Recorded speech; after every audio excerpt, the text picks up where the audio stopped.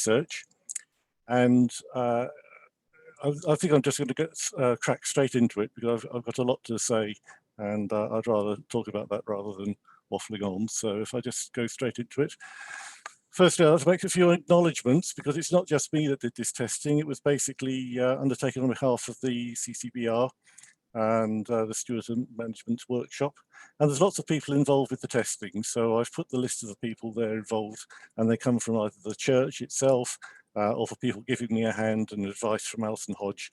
I'd like to say thanks to BRE, who I work for, because they allowed us to use some of the specialist test equipment I'm going to be talking about in a few minutes.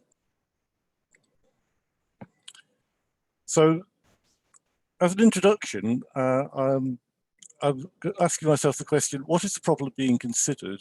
Or why are we studying this problem?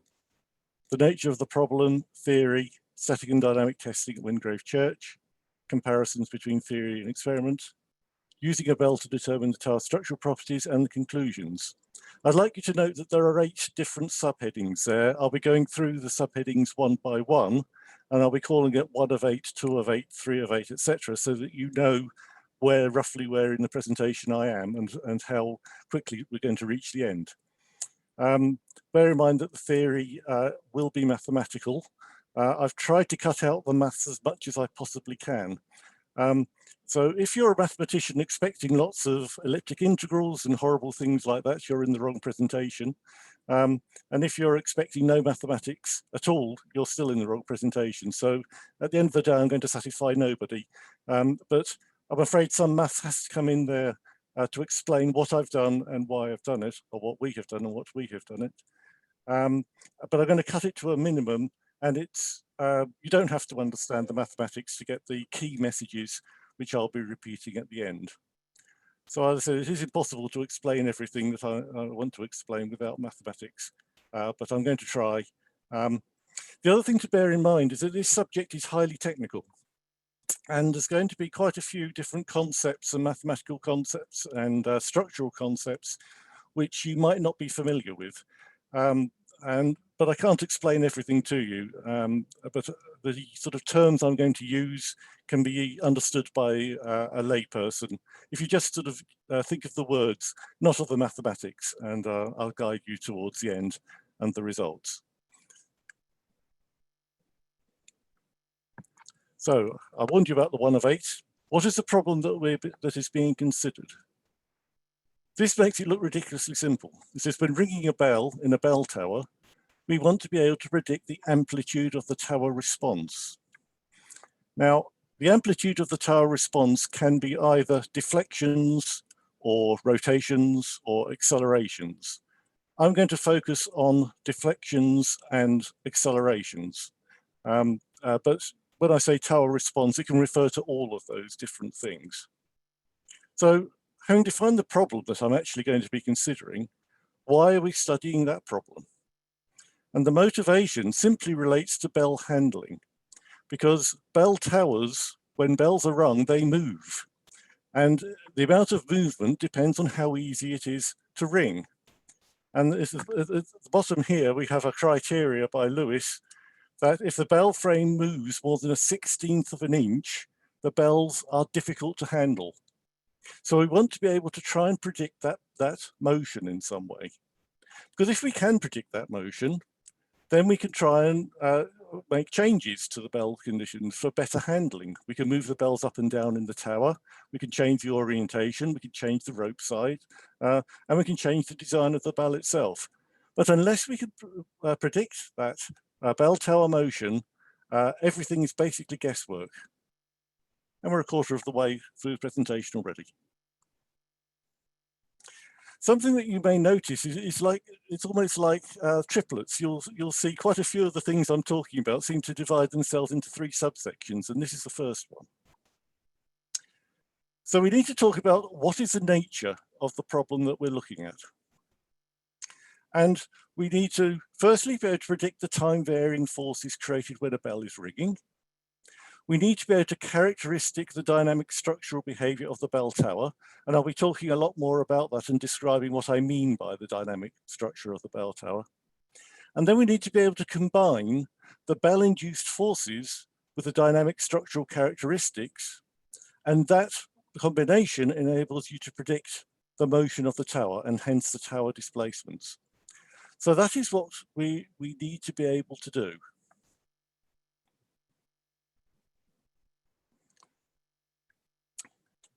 We're on familiar ground now. We're all well aware that bells come in a very wide variety of shapes and sizes. So here you see the sort of typical bells that you get inside UK church towers, but here you have a bell with a very large headstock. Here we have a very tucked up bell. So you get a wide range of bells that we're all familiar with. And I'm going to use the word occasionally bell system, not the bell. The bell system I've defined here as comprising all of the rotating elements of the bell, including bell body, headstock, clapper wheel, stay and counterbalance. And so when I start saying things like bell forces depend upon bell system mass, I mean the bell system. I don't mean the cast weight of the bell itself. I also tend to be a bit picky when talking about weights and masses, but I'll try and avoid that discussion for this time being, but I tend to focus upon the mass. So the forces actually do depend upon the bell system mass. And if you want to interpret that as bell system weight, that's fine, I don't mind. But they depend on other things as well. They depend upon the inertia, which is how the mass is distributed away from the pivot axis. Depends on how quickly the bells are rung. And of course, it depends on the bell orientation within the tower. A classic example is if the bell is roped on one side or roped on the other side, the forces are oppose each other. But the bells don't actually have to be oriented with the axis of the tower. They can be at 45 degrees or any angle. So it has to be considered as part of the bell forces acting on the tower. We're also very well aware there's a wide variety of different church types. So I've just listed a few. I found these images off the internet, and you'll see the classic tower. You'll see Wingrave Church in a few minutes, which is very much like this type of tower. But you get many other types of towers. You get steeple towers, and you get isolated towers. You can get round towers, and you get brick towers. And anybody that's had the pleasure of ringing at Leamington Spa knows how dynamic Leamington Spa is. I couldn't ring there. I couldn't control the bells at all. The people who were ringing with me were experts, and they did a pretty good job of it. But for me, it was very, very difficult to ring the bells at that particular tower. So we get a very wide range of towers. And towers, bell towers, tend to have incredibly complex structures themselves. So I've created some examples here just to illustrate the point. This is Grace Church in New York, but you can see the way that the section changes as you go up the tower. And as the section changes, the strength or the stiffness of the tower changes as you go up the tower. But you can also see little gaps at irregular spacings where you've got the slats letting the sound out. And at ground level, you can see you've got big gaps at the bottom. All of this affects the stiffness. All of this affects the way that the tower moves when forces are applied to it. We see a similar effects at St. Martin's in the Fields. You can see the way the section is changing really quite dramatically as you go up the tower itself. So the stiffness is changing all the way up the tower in different ways. And you can also see here a spiral staircase. So this area here is significantly weaker than the other areas. Again, this will affect the motion. And at the ground level, this is a typical ground level of many UK churches. You have this, what looks like a C-section, essentially a C-section. And if anybody here attended my lecture when I was talking about the way that the forces acting on bell towers can be completely misinterpreted in terms of twisting, you may well remember that I said that the center of twist of a shape like this is over here somewhere, a big surprise to most people, I suspect. So that means that unless you apply a force here, every other location causes this tower to twist. And that's quite a surprise to many people. We also have little spiral staircases here. And spiral staircases are a bit of a nightmare because you don't know whether they're going to stiffen it or reduce the stiffness. In this case here, you can see that the structure is reduced, and you would expect it actually to reduce the stiffness. But if there was a lot of masonry wall around here, it might actually increase the stiffness. So there's lots of different issues to do with the towers. Plus, of course, the towers are made of stone. Sometimes they're made of infill. You don't know how those stones been cut or filled in. There's a lot of uncertainty with the structure itself. So the actual motion of the bell tower depends upon what I've called obvious things and less obvious things. The obvious things are things like the time varying loads. And when I say a load, I mean forces and moments. And it's not just the magnitude, but it's also the nature of the loads, how quickly they occur. They both affect the way that the tower motion carries on. The flexibility or stiffness of the tower. Now, flexibility and stiffness are sort of technical terms, and you're going to see definitions, mathematical definitions of them later. You don't have to worry about that. Simply think of what the English, what flexibility or what stiffness actually means. It means if it's more stiff, it's more difficult to push it a certain distance to one side. So just remember that and don't get confused by any of the maths. But the bell tower motion also depends on a lot of things that are less obvious. Depends upon what's called the mass distribution along the tower height. So on those on the steeple towers, you've got a lot of mass near the bottom, changing, going up the tower to very little at the top. The stiffness distribution can change up the tower as well. Generally, the mass and stiffness behave in a similar way, but not always. The center of twist can vary. I talked to you about the C-section just a minute ago, which is quite a surprise to many people, but that can actually vary up the height of the tower as well. The distance of the mass away from the center of twist, in other words, the inertia, that will affect it too. And the other things that can affect it are the so-called natural frequencies and the damping. Now, the natural frequencies I'm going to come on to a little bit later, and you can think of these as resonant frequencies. The two aren't exactly synonymous, but for all practical purposes, they are.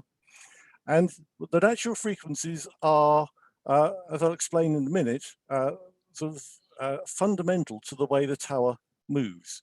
And if you excite the tower at a natural frequency or a resonant frequency, you can expect large amplitude response.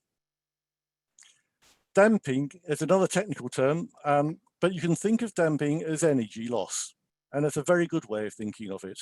So whenever you think of damping, just think of the way that it loses the energy or the rate of losing energy. So if you imagine taking an ordinary 12-inch ruler, pinging it to one side, you'll notice that the oscillations decay over a period of time, and the rate at which those oscillations decay is defined as the amount of damping. The point at the bottom is actually extremely important, is that we're looking at here a complicated problem. And one cannot expect simple solutions. If people try and tell you this is an easy solution, the solution is easy or obvious, they don't know what they're talking about. To be able to predict the tower motion, we have to develop a mathematical model of the time-varying bell forces. We have to develop a mathematical model of the structural dynamics parameters of the bell tower, and then we have to combine all the two to get the dynamic response. And not many people can do that. So this is the bit, the next section is theory. So if you want to fall asleep for a few minutes, I'll wake you up at the end to get on to the next section. But I think it is important that you understand some of the things that we've done and why we've done it. The first thing we need to do before we can make any progress at all is to be able to predict the horizontal bell-induced forces acting on the tower. If we can't do that, you can't get anywhere any further in the subject. So it's really important that we can be able to predict these forces. And the testing I'm going to show you is a verification of this. I believe it's the first time it's ever been done for a proper church. It's been done in a laboratory at Cambridge, but that's not quite the same thing. This is the first time I believe these equations have actually been verified in a real full-scale church. And these mathematical expressions that you see at the top, They look horribly complicated, and if you're not familiar with mathematics, then don't even worry about them. But they can be thought of in two different parts. A part here, which determines the amplitude or how large the force is. This is actually the weight. This is what is called an inertia factor. You can think of it as a fiddle factor if you like. It's a non-dimensional number. And it converts the weight of the bell into its dynamic characteristics. So that's the first part. That tells you how big the peaks are. So on this graph here, it determines the height of this peak above the zero axis. And then we have this sort of complicated looking function here, which determines the shape. So the shape that you see here is actually directly related to this function here. And this function, this is the bell rotation angle, and this is the bell rotation angle at the start of the rotation. And this is a generalized expression that was derived by Lewis from first principles. So it's a theoretical expression that's been derived from first principles. But when people do these derivations, it's really important that you test them and that you check them out. And this is the first part of the testing I'm going to tell you about later in this presentation. Now, this expression can be written in a slightly different form as shown below. This term here that gives the magnitude can be rewritten as this term here. Pi is the normal definition of pi. MH is the moment arm. And I'm going to come on to discuss a bit more about what this is and how you measure it. And this is the so-called small time oscillation period of the bell. And I'm going to go into this more detail in just a minute. But the point is that these two things can be measured in situ in a bell tower very easily. And so that enables us to get the magnitude of the behavior. And I've plotted this complicated term on the figure below here. So if we consider the Wingrave 8 bell at peal ringing speed, and I'll come on to why we're considering this bell in just a minute, then the time period of the bell ringing is about 4.12 seconds. So along here, we have the time period from hand stroke running through to backstroke. And up here, we have the rotational angle in degrees. Okay, so it starts off at the top of the swing, very close to an angle of 0. And then as it swings down, it comes up this angle here to 180 degrees, where the bell is at the bottom, whizzing along at a great speed. And then it climbs up towards the top of the stay and comes to rest up here. And then on the backstroke, the cycle repeats itself. And you might be saying, well, that's a bit strange, isn't it? You have an expression here in terms of rotation angle and starting rotation angle. And here, you've got a graph in function as a function of time. How on earth do you go from that expression there to this curve? It's really unclear. Now, this is where I'm not going to go into the detailed maths. If you go into, I forgot what they call it, elliptic function theory, you can actually derive this expression. I couldn't actually get the whole expression, but I've used a numerical approach to solve that expression to find this. So you can get this curve from this expression, but it is not obvious. And it also depends upon the ringing speed itself. Similarly, we can solve this equation to predict the horizontal force. If we know what the magnitude is, as we've talked before, we can determine these. And this graph here was determined again for this 8 bell ringing at peal ringing speed. So we have time along the bottom here, and we have the horizontal force in newtons. So here's 0 newtons, and the force starts off with some small value here. This is because the bell starts at a certain angle. Okay, it doesn't start at the top of the swing, at the very top, because you break the stay basically. But it starts off with a little offset, which is why you have a little offset force. So this is correct. And as the bell swings, it generates a trace that looks like this. So you have this positive and negative peak on the hand stroke, and then the bell comes to rest on the other side, followed by a positive, followed by a negative peak. So this is a characteristic trace. It's very well known in the literature. And this behavior here is determined by these sinusoidal functions up here.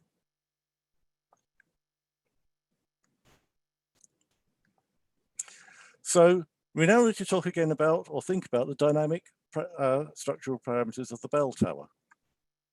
And I told you about the natural frequency. You can consider this as a resonant frequency. I don't have a problem with that.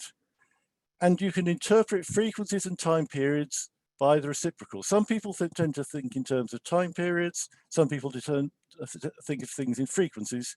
Engineers tend to think of things in frequencies. But at the end of the day, it's just one divided by the other. And I've drawn here a sketch of a cantilever. By cantilever, I mean it's stuck in the base here, and it's like a ruler. If you fix the ruler at this point here, ping it, pull it to one side and ping it, it will move from one side to the other. And it will move at a certain frequency, and that frequency is the natural frequency. And what we call the mode shape, this way it's curved here, is called the mode shape, and that mode shape is associated with that frequency and with no other. And what we have to do to determine the way that the towers work dynamically is determine what this mode shape is. We have to determine what this frequency is. We have to determine what the mass of the tower or the stiffness of the tower is. And we have to determine this damping. And the damping is usually expressed as a percentage of critical damping. Now, if you spotted earlier, one of the earlier expressions I showed had an inertia factor, which happened to have the symbol C. That is not the same as the damping symbol here. So don't get confused. We're now always going to be talking about damping. So these are the things that we need to measure. We have to determine these for the bell tower in order to make any further progress. And here we have how you predict the dynamic response. So let's just go through the terms fairly simply. So this is the force.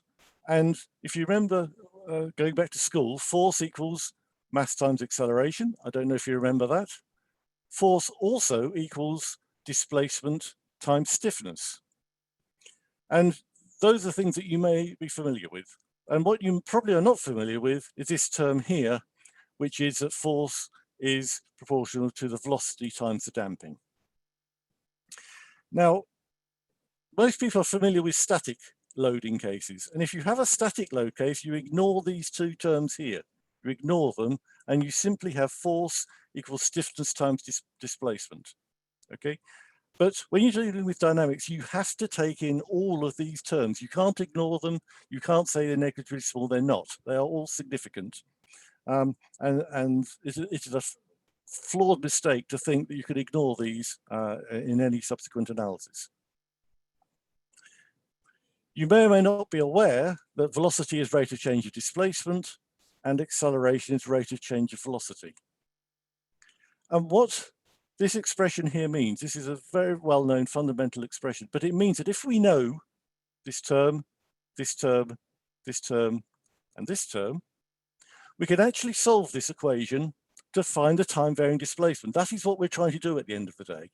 We're trying to find the velocity, we're trying to find displacement, and because it's related to rate of change, as a sort of byproduct, you get for free the velocity and the acceleration of the tower as well, which is rather clever.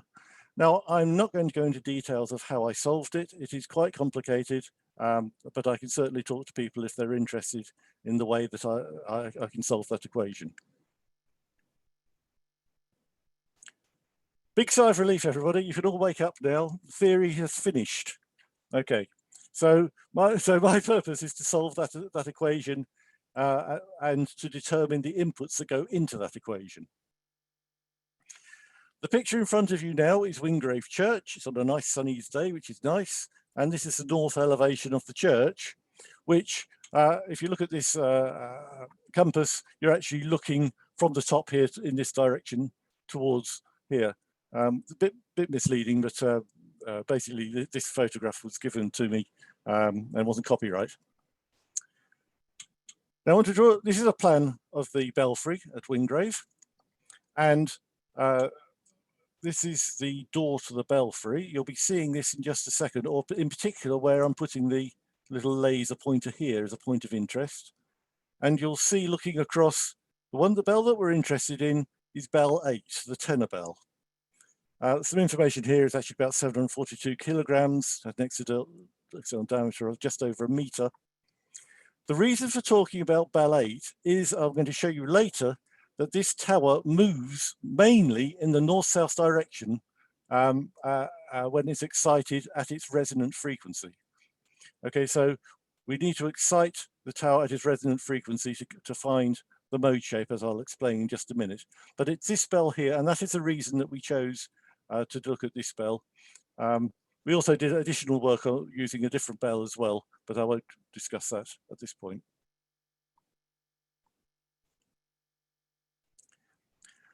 So first I'm going to describe what we call static testing. It's a little bit of a misnomer, but it seems to be the language that people use. And there's two sort of tests that we do. Now, if you remember before, I was saying to you that the magnitude of the force depends upon two parameters. They depend upon this moment arm, this value here, and upon the sort of oscillation period T0 here. So this is how we calculate these values. There are other ways you can simplify it, but this is the way that we did it. Here, this is basically a plot of if you add weights to the bell rope, the bell rotates and the wheel rotates. And so here, all I've plotted is the added weight to the end of the bell rope against the sine of the rotation angle. If you don't know what sines are, that's a bit of a problem, but you can just think of it as rotation angle. And if you do this, if you add up the weights and then calculate the sine and plot it, you get this graph here. Now, if you notice down here, when there's no weight added to the rope, there's no rotation. So that is a genuine test point here. And then this little point here is very, very close to it. This is actually the weight of the bell hanger, the weight of the weight hanger on the end of the rope.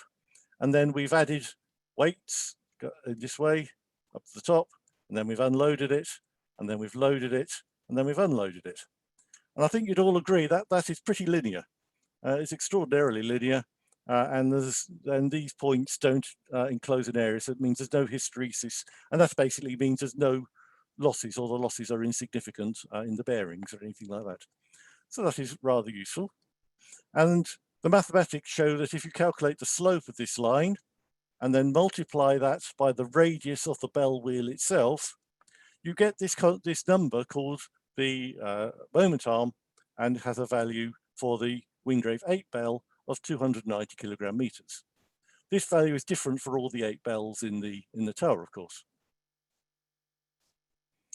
To calculate the small angle displacement, basically you just move the bell about 10 degrees or less to one side, and then we put an accelerometer onto the bell wheel and just measured the response. And this is what came out of it. This is pure volts from the accelerometer. They haven't been calibrated, they haven't been multiplied by anything. And you just sample the signal over time.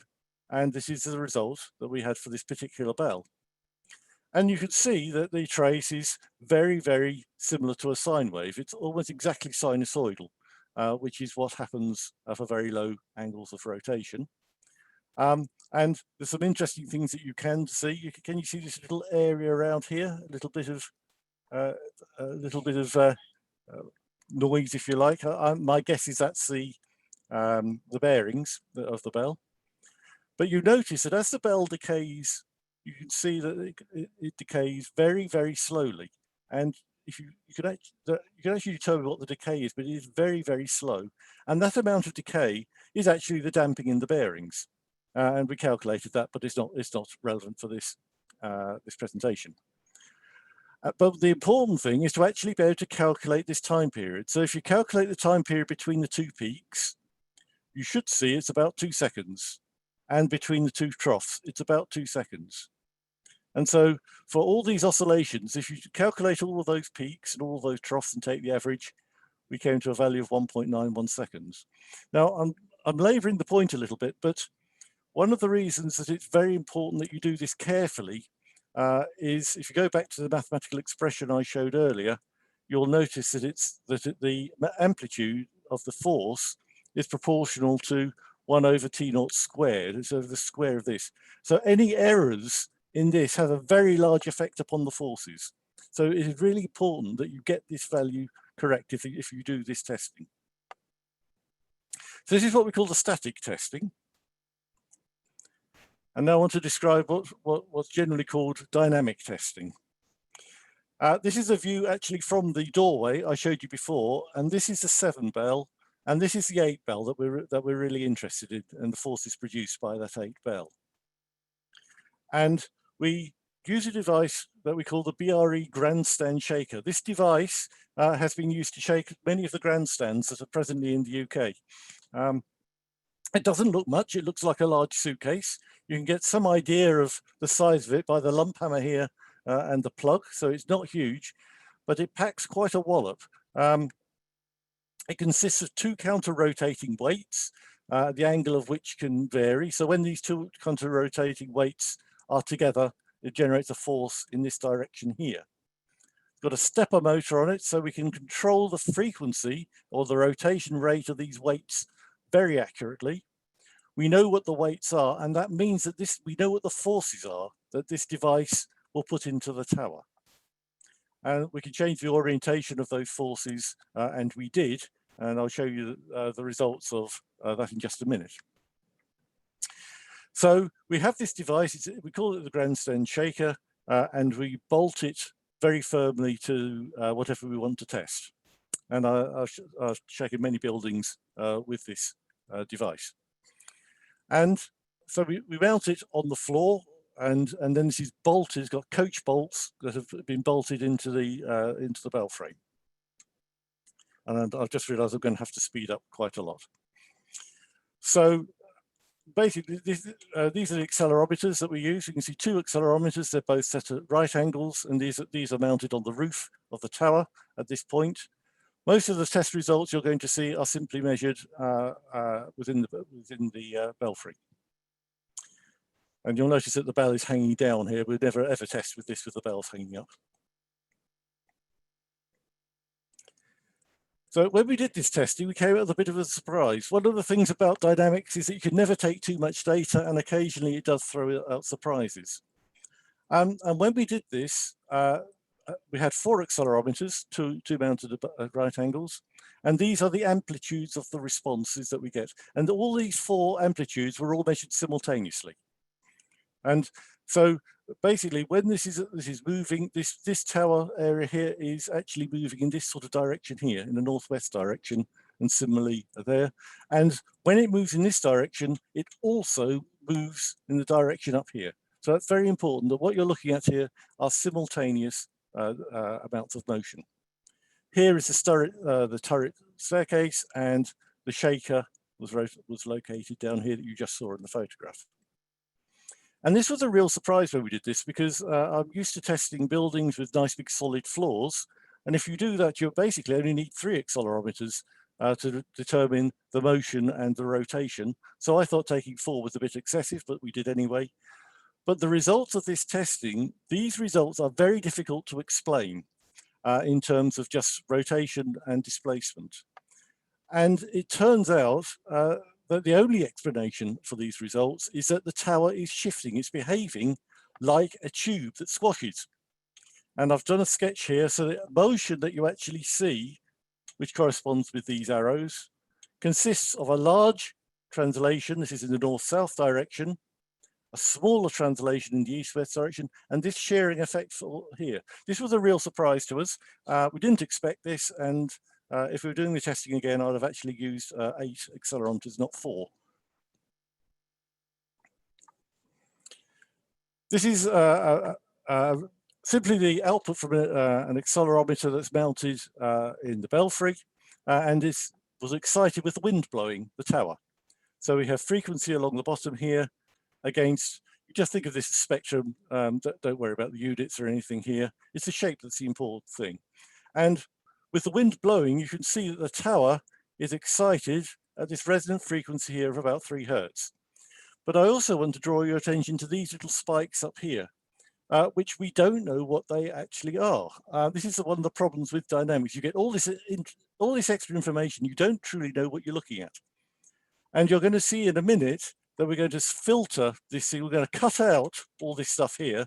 It is not relevant to the problem that we're considering which is the motion of the tower. So when we're looking at this resonant or natural frequency, we should be looking at something round about 3 Hertz. And this is what we call a frequency sweep. So that shaker was set at a very specific frequency, and then the response was measured. And then the frequency was increased, and we measured the response again, and increased, until we come to here, where you can see we have our maximum response, a resonant response, whereby when you increase the frequency, you can see it drops off from there onwards. And there are 2 accelerometer traces placed here. You saw the 2 locations just a minute ago. And if we take the average of those 2 and fit a theoretical curve to it, we get this green curve here. The whole purpose of this is that it gives 2 really key important pieces of information. It gives the natural frequency, which is 2.85 Hertz, and it gives this damping. And this is the sort of gold standard of dynamic testing of buildings using the shaker, because everything is under your control. You're not relying on the wind or anything associated with it to excite the structure. You know what the forces are, you've got the measurements, and this is the reason that we adopt this approach at BRE. So if we know these things, and we also know what the amplitude of the force is and the building response, we can actually calculate the building mass as well. And we'll come on to that in a second. But before that, we also calculate what's called the mode shape. Now, I gave you a sketch of what mode shape is for a single cantilever. Different structures have different shapes. And this is the result that came back from this testing. So we then excited the tower at the resonant frequency, and we measured the response at different heights along the building. And then everything has been divided through by conditions at the roof. So this is always unity. And you can see the behavior or the amplitude of the response as we move our way down the tower. This point here was at the ground floor. This is right next to the toilet in the ground floor. And you can also see there's a bit of a kink in the curve here. And we think that this kink is due to the fact that the tower was extended in about the 1840s, and the structure would therefore change at this point. Now, this sort of behavior, it's been interpreted by many people as a tower rocking. It certainly is not rocking, it's shearing. In other words, the ground, or just below the ground, is actually stiff, and the floors are moving parallel with the ground more and more as you go higher up towards the top of the tower. And at the end of the result of this shaker testing is we get this information from it. We get the natural frequency. We predict what the mass of the tower is. We predict what the stiffness of the tower is and the critical damping ratio. And the fact that the motion is from the north-south wind, north-south direction means we're going to excite it with the 8 bell in just a second. And the mode shape varies linearly with the height of the ground. And this is everything you need to determine the dynamics of the tower. So that is the object of the dynamic testing. So the next section now, comparison between theory and experiment. And we're just simply going to be looking at accelerations because you don't need to do anything, no mathematical things are needed with accelerations. You measure the accelerations and you just compare that with the experiment, with the theory, I'm sorry. Now, one thing I do want to emphasize is that the measurements that we've taken are completely independent of the theory. There is no link between those 2 entities. And that's really important because it means that when I show you the comparisons later, it is a genuine comparison between everything measured theoretically and the experimental measurements. So, just to remind everybody, this is a key equation that you've all seen before. And as I said before, we actually are able to calculate the displacement, the velocity and the acceleration from the things that we've just been measuring. So we know theoretically the Bell-induced force, we know the mass, we know the damping, and we know the stiffness. And if we know those, solving this equation will give us all of the things we want, in particular the displacement and the acceleration. What we see here are 2 graphs. This is what we actually measured. Okay, so this is the acceleration of the wall in the north-south direction. We have time along the bottom, and we have genuine accelerations in meters per second. So I've applied a calibration factor. And you can see that the signal here, it looks very, very messy, but you can sort of see some trends in here. And you can sort of see a sort of like a positive followed by a negative, followed by like a decay, followed by a negative, followed by a positive, followed by a decay. And if you look at the signal long enough, you can persuade yourself that is what you're really looking at. And we're going to compare that with the predictions. And you've got to remember that these are purely predictions based upon the theory. They're based upon the Bell-induced force from the theory of that, plus all of those measurements I showed you a few minutes ago from the tower, all the structural dynamics of the tower. And we've solved that equation, and this is what comes out. This is a genuine prediction of what happens if you ring that 8 bell with a ringing period of about 4.12 seconds. So you can see the positive and negative peaks and they're decaying, a positive negative peak, decaying, and so on and so forth. And you can see from this initial comparison, the magnitudes are pretty well the same. And the nature of the signal looks the same as well. And I won't go into the comparison of the statistical comparisons, I don't have time, but they are similar. It makes it clearer though, if you filter the signal. I told you before I was going to filter the signal and throw away that information, which I think is the bell frame excitation. But when you do that and filter the signal, low pass filter the signal, this is what would result from that previous signal. It's the same signal, it's just filtered, but you can see the nature of the signal now much more clearly. Again, you can see the positive and negative peaks and this decay here. And I think you'd agree that the way it's decaying does look actually very, very similar. And this is, if you like, the slam dunk figure. This is a direct like-for-like comparison of the acceleration against time. If I just go back a second to that figure, one of the problems comparing measured and theoretical results is where do you start? What do you compare? How do you compare these signals? Because they start at different times. The theory, you just run the computer program and it starts at a nominal time, t equals 0 or whatever. But the measurement time, when the 8 bell is ringing, you're going to have imperfections of the ringing. Where do you actually start and how do you compare like for like? And so what you do is you have to choose a starting point that's consistent between the two signals. And so the point I chose was this first peak here. Now, honest to goodness, I literally took the first peak of that record. I didn't select this for any other reason. And this is what turned out. And the agreement is absolutely remarkable. You can see here, it doesn't agree so well. This is the sort of behavior I would have expected, but in this region here, you get an absolutely fantastic agreement between the predicted and the measured results. And this is an absolute key to what we're doing. One of the things to always bear in mind is that you cannot prove or disprove a theory using engineering measurements. All you can do is say whether the measured results are consistent with that theory, and boy, are they consistent. They are really consistent. And as far as I'm concerned, for all practical intents and purposes, this figure actually shows that the approach that we're adopting using that theory is completely correct.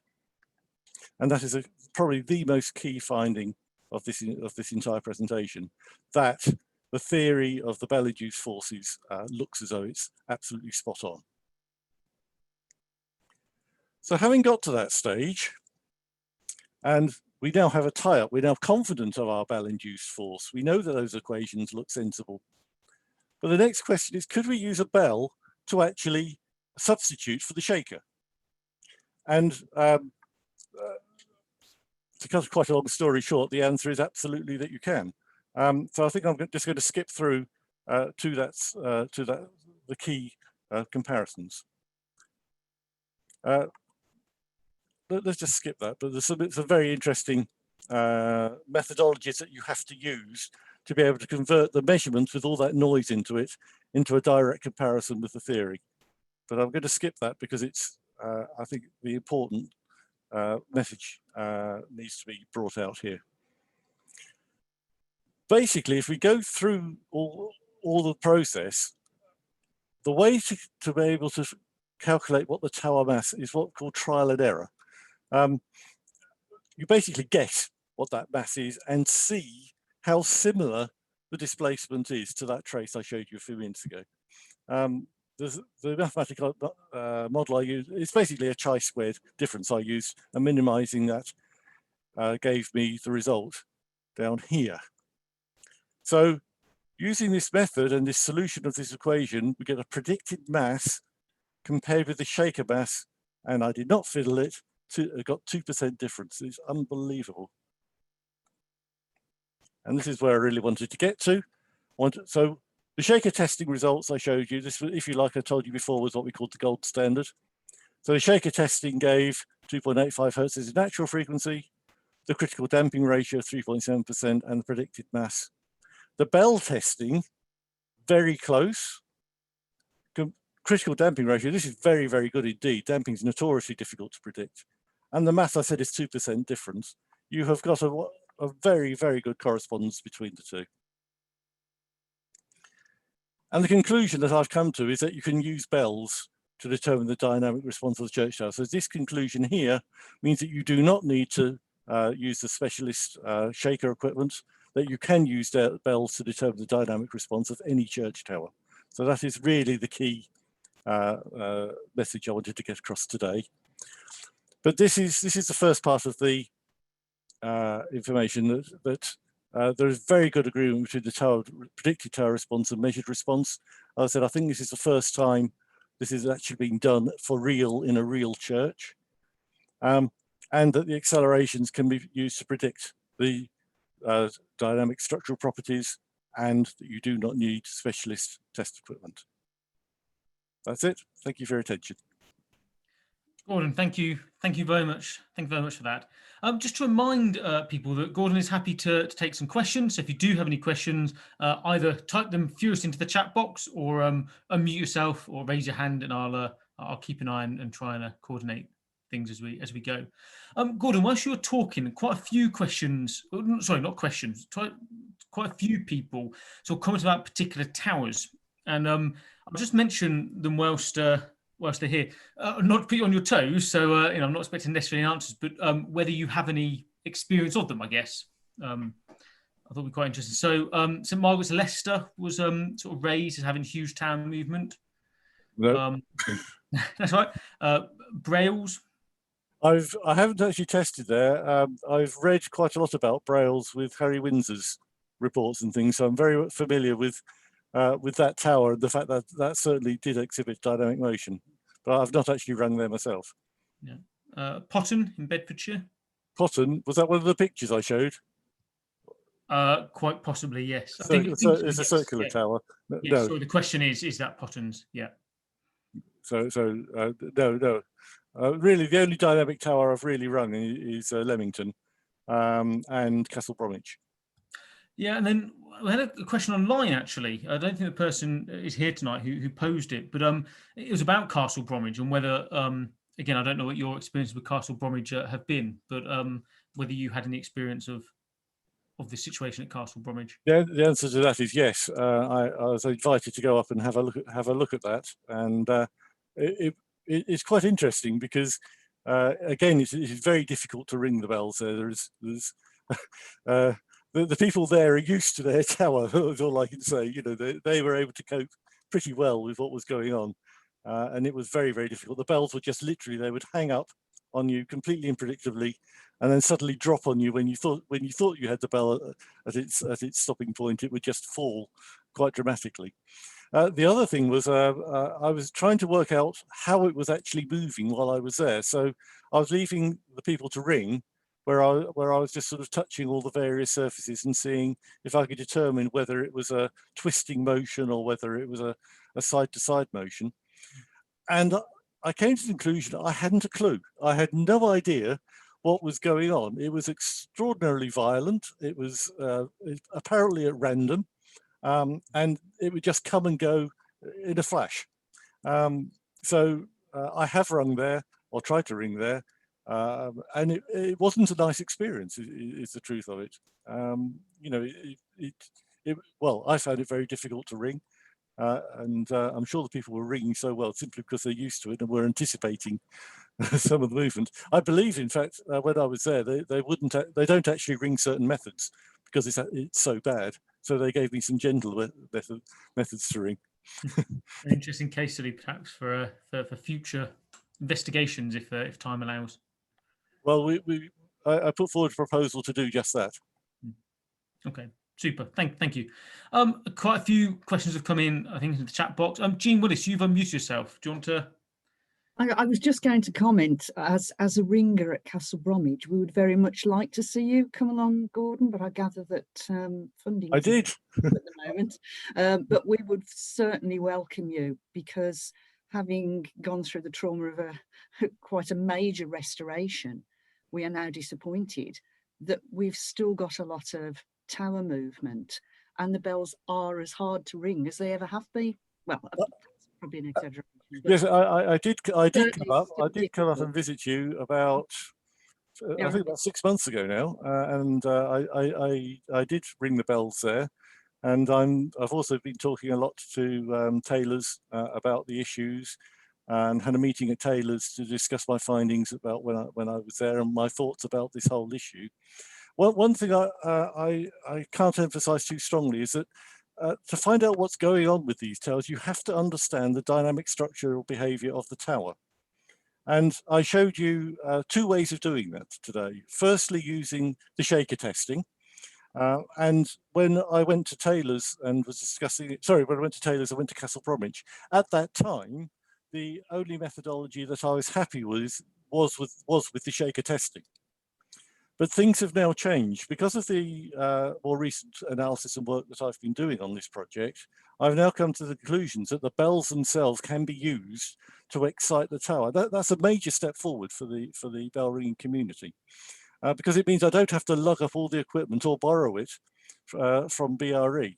Fair enough, you still need accelerometers and things like that, but the major specialist piece of kit, which is that shaker, is, I believe, now not required. You can use it, and my proposals were all based upon using it, but why not use the bells? Now we've proven, I think, beyond a shadow of the doubt, that theory, that the theoretical expressions work.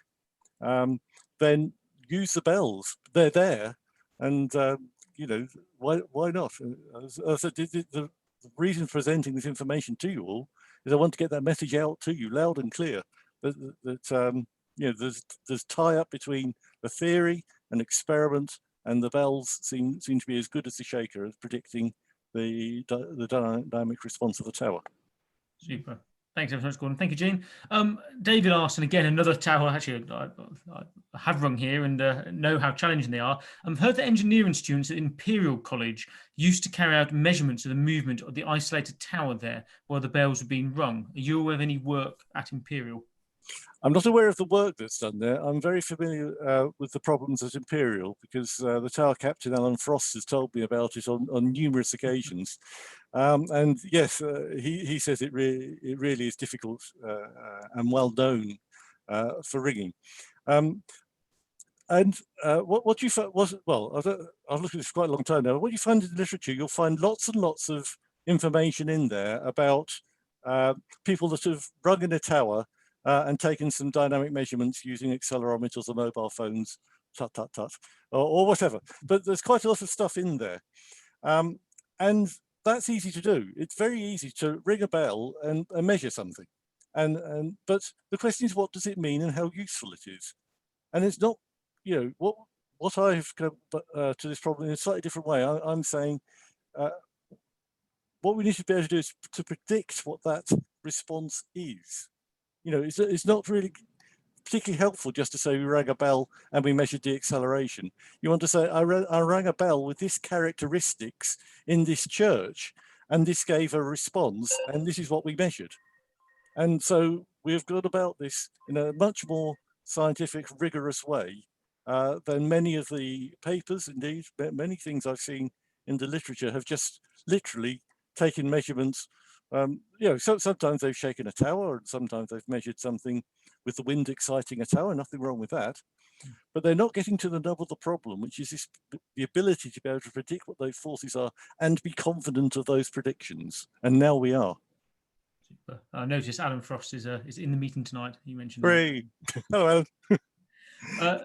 Super. Like moving on there, a slightly different question now. In section 6, you commented on the similarity of the overlay on the theory versus measured curves. Why do they differ at the right-hand end of the curve? The chart, sorry. Shall I try and get the curve up? Just Yeah. Are you looking at my screen now? Yes. Yeah. Oops. Why are they different? Well, they're different because the ringing of the tenor bell, the 8th bell, is not perfect. Okay, you cannot ring it all the time with absolute perfection, and because of that, you get slight variations in the forces that are produced over time, and you get you will get different amplitudes, and they will occur at slightly different times as well. If I just go back to a figure, just you'll see what I mean here. Now, again, this is what you saw on the other page. It's just an extracted. It's actually locked on that peak there, but we won't go into why. But you can see, the peak actually varies over time. So you might argue I was just lucky to pick that peak, and I would accept that that is an argument. But if you look at the overall trends, you will see that the behavior is very, very similar. But if I chose this peak here, let's say, you can see that at the end of that trace, you get a much bigger peak, which is similar to what happens here. You've got good agreement here, and then a much bigger peak here. So it all depends on where you choose that signal. Now, this could have just been fortuitous. I accept that completely.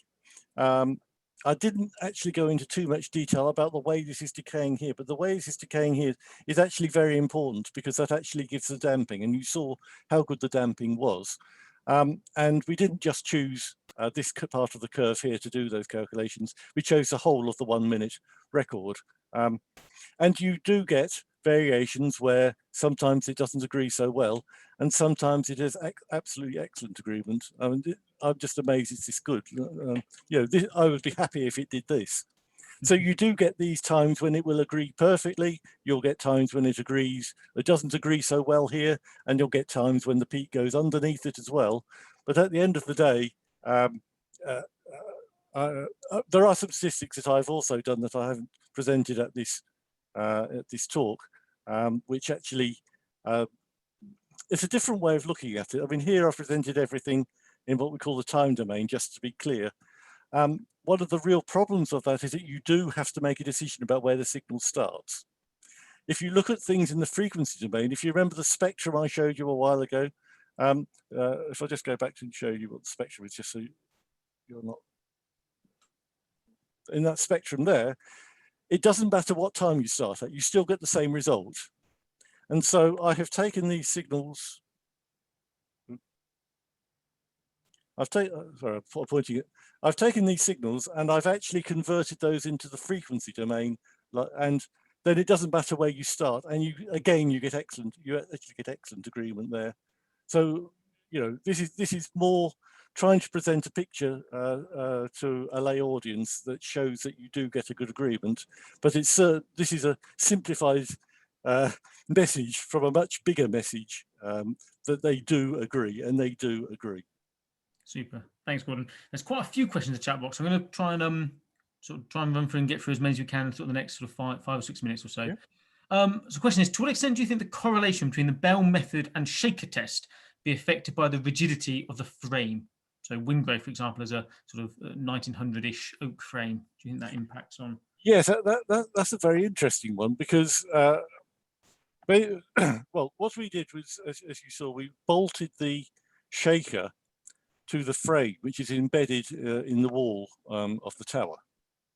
And something that is actually very important that you do if you do dynamic testing is that you do the shaker testing, and then you throw away all the results, and then you tighten up the bolts, and then you do it again. It is absolutely essential that you transmit all of the energy from the shaker into the structure.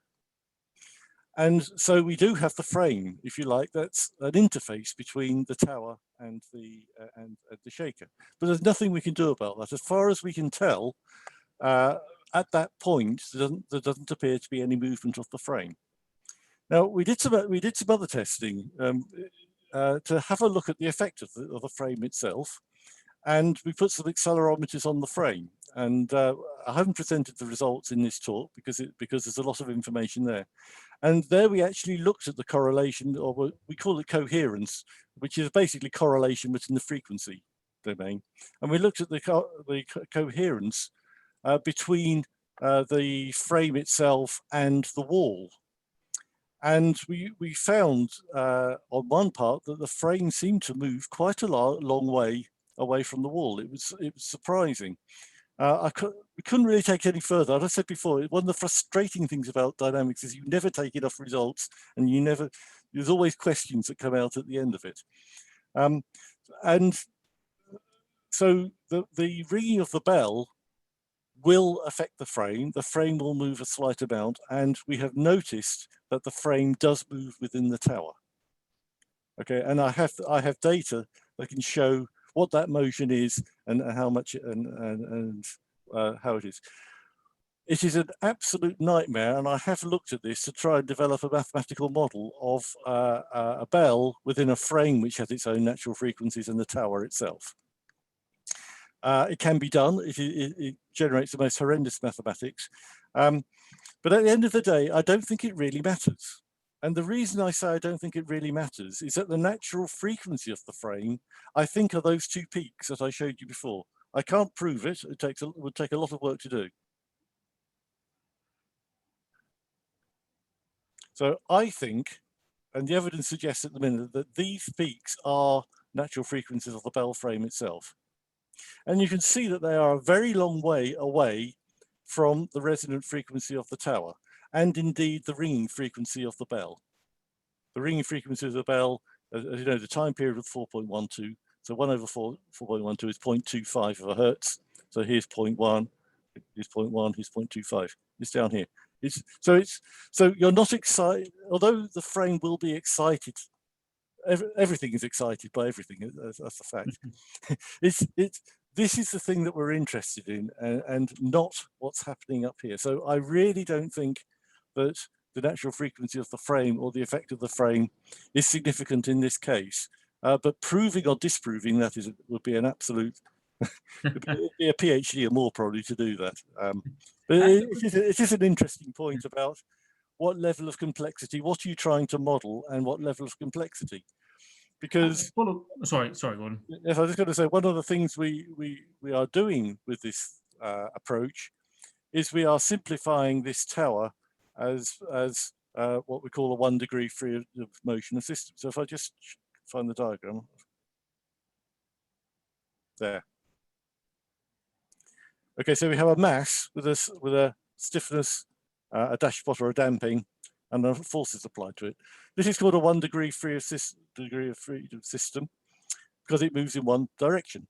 And we have simplified the model of the structure of the tower in this way. There are much more complicated models you could do, and you could create a similar model of this with something attached over here called the bell frame. And to that you could attach another thing called the bell. And to that you could attach the clapper, and so on and so forth. And you can build up very, very complicated mathematical models that you simply can't solve. And the question is, where do you stop? Where do you use engineering judgment, let's call it that, to say, we'll simplify it to a certain level, but not oversimplify the problem. And that's a matter of judgment to some degree.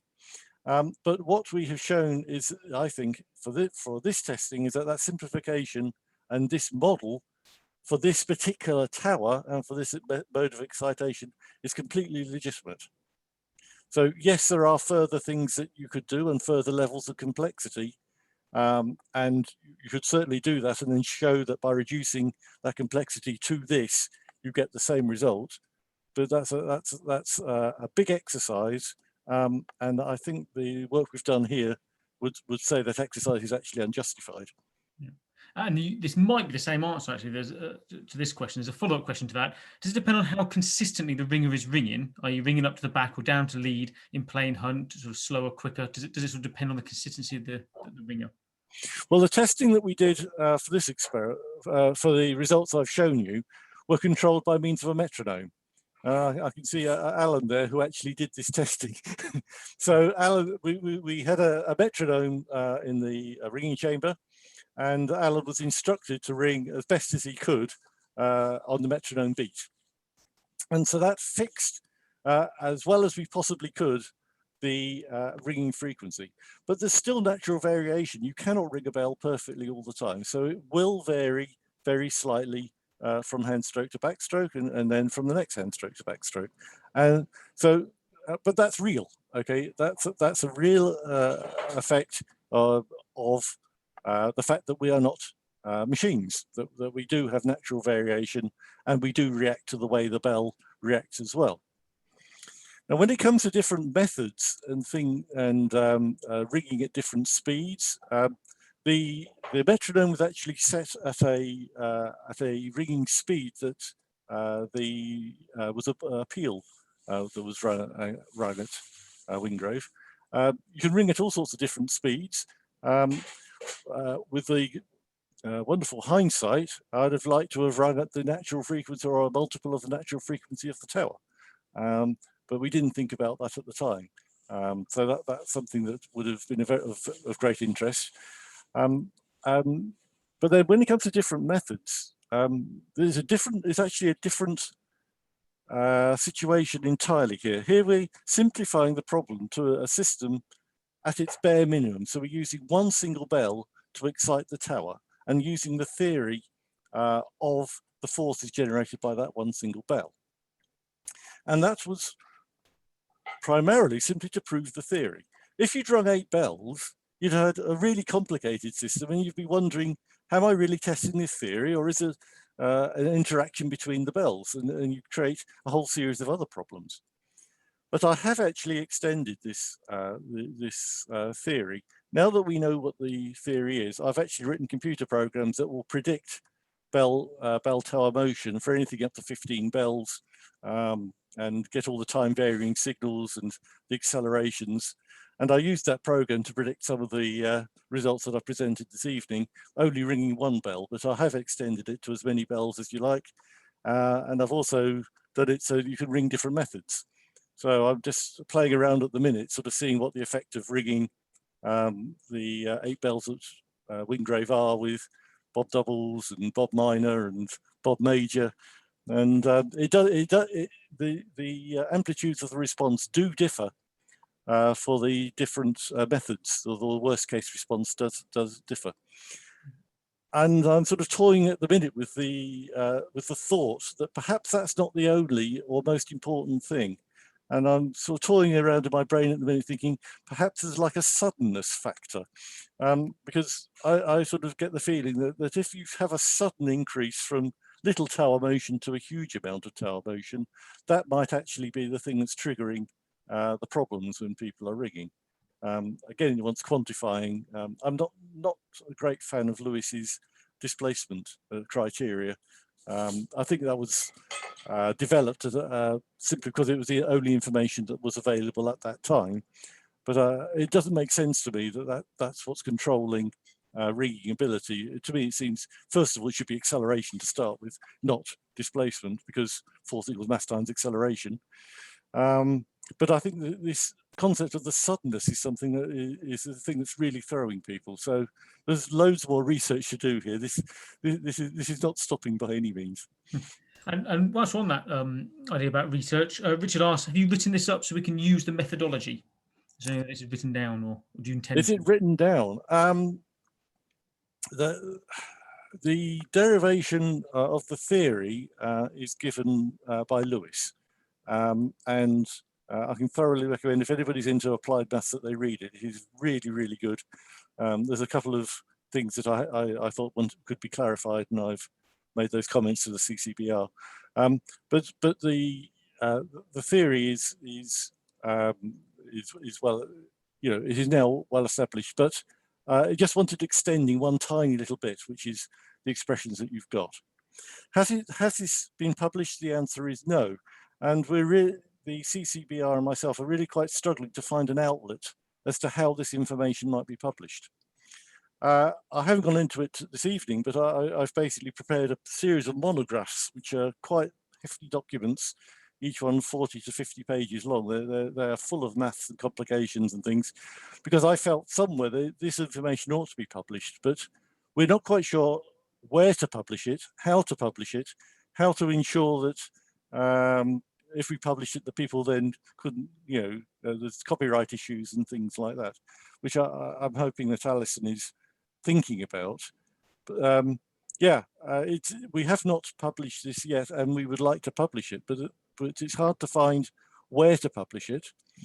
It's also difficult because many journals want all sorts of hoops to jump through, and they have their own publishing styles, which I totally accept, but they don't seem particularly interested in real experiments that compare theories with real results. It sounds absurd, but they're more interested in obscure theories which don't prove anything to anybody.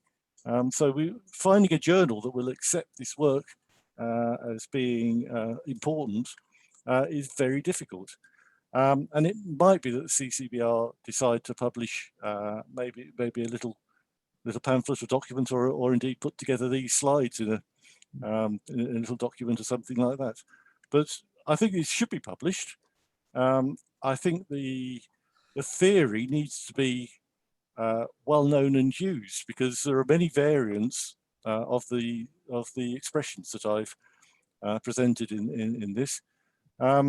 There's certain of them have been simplified, and some of them are expressed in really quite obscure ways, but they all boil down to the same equations at the end of the day. And again, having a single source of something that people could just pick up, instead of having to work their way through all the maths that I have to show that all these expressions are the same, just use that expression I've given in this presentation, and it works. So it's a great shortcut. If anybody doesn't want to go through the heart-aching things that I've gone through, just use that expression. But it needs, as you say, it could really do with being published in an appropriate manner. Yeah. Super. Thanks, Gordon. I'm conscious about time. I know there's quite a fair bit in the chat box. I think what I'll do is just sell a little bit about the next couple of weeks, and then ask one final question to you, Gordon, if that's all right. And then if there's other things in the chat box that we haven't dealt with, and I apologise about that. If you email smgcbr@gmail.com, I put that email into the chat box. Then I can forward those any questions to Gordon, and hopefully, Gordon, you'll be prepared to sort of answer those by email if that's okay. At my leisure. Thank you. So just talk about the next couple of weeks. So next Wednesday, we're joined by Linda Garton, who is going to talk to us about the history of ladies' peals, which will be a fascinating sort of extension of her articles in the ringing world. The week after that, in February, February the 17th, I actually hadn't arranged anything because it's a bit bittersweet, really, a bittersweet break, because I'd originally planned to be away and it's half term, and I thought other people would be. Of course, that's not the case anymore. So I'm working on a plan for kind of a social that evening. So put that date in your diary as well. And the week after, the 24th of February, we're joined by David Pipe, who's going to talk about magic blocks. And between Alice and myself, we have got actually things booked up right now until the end of April. If you would like to be involved in any of those talks, you're welcome to any of them, regardless whether you're a St. Martin's Guild member or not. Just email smgcbr@gmail.com, and I'll add you to the training talk mailing list, and you'll be very welcome as always. Gordon, the final question I was quite keen to ask you then, just to finish off tonight, comes from John, and he asks, how can we use this work to determine what to do with the bells in a problem tower? For example, hang them lower down, or melt them down, or replace them with a lighter ring. Have you got any advice, any practical advice about what the average ring, I guess, can do for their tower if there's a so-called problem tower? Right. Well, the first advice I would give is don't use a mobile phone or any of the apps on mobile phones, because you really don't know what you're doing with them. If you put them on the floor, you don't know how they're attached, and they might slide around the floor. A good example of that is if you have a decent set of speakers, they're fitted into the ground using spikes or the self-weight to stop them moving around, and the increase of sound is amazing. I would avoid using mobile phones or any of the apps to draw conclusions unless you really, really know what you're talking about. The answer to answer your question about what you can do, that question does depend on the dynamic behavior of the tower. And I sketched for you a cantilever shape, which assumes that the tower is bending. And you can assume a similar sort of shape for if the tower is shearing, like in the tower that we have at Wingrave. And if the tower does have that shape, then the rule of thumb is very simple. It's just move everything towards the ground, because the displacement is less and the forces are actually less. Well, the actual forces generated by the bells are less, but their dynamic effect is less. So if you don't know anything at all or can't determine anything else, moving the tower, moving the bells down the tower is likely to reduce the dynamic response. But that only depends on whether you have the shape, the cantilever shape or the sheared shape, as I showed you. One of the properties of dynamics is that you can often have different shapes which don't look like that at all. It's a bit hard to describe without being able to sketch something on a screen. Actually, if I can, I've got an option for a pen. Okay. So if this is the ground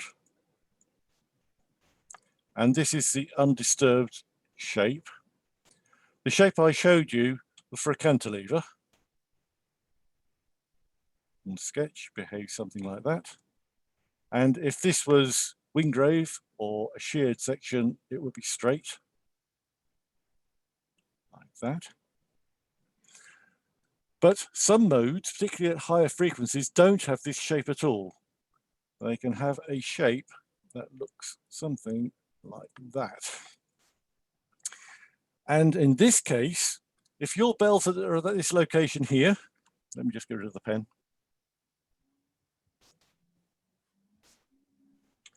If your bells are here, if you move the bells up or down in the tower, you actually get more dynamic response.